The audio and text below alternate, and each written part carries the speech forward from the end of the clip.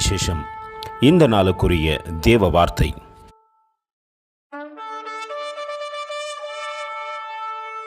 Bless them that curse you and pray for them which despitefully use you. Luke 6:28.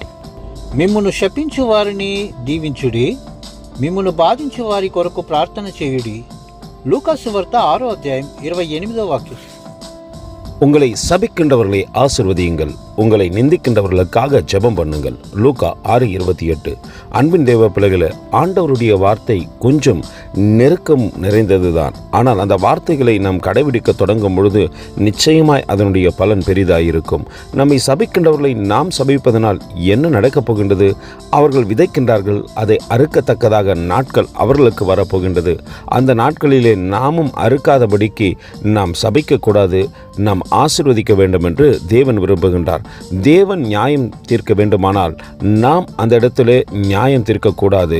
அதற்கு பதிலாக அவர்களை ஆசீர்வதித்து விட்டு கடந்து வாருங்கள். நிச்சயமாய் தேவன் ஒரு நாள் நியாயம் தீர்ப்பார். அந்த நியாய தீர்ப்பிலே அவர்கள் விதைத்த விதையின் பலனை பெற்றுக்கொள்வார்கள். கர்த்தர் தாமே உங்களை ஆசீர்வதிப்பாராக. ஆமேன். எங்களோடு கூட இணைந்து ஊழியம் செய்ய விரும்பினால் இந்த வார்த்தைகளை மற்றவர்களுக்கும் பகிர்ந்து கொடுங்கள். இது ராஜ்யத்தின் சுவிசேஷம். Thank you for watching. God bless you.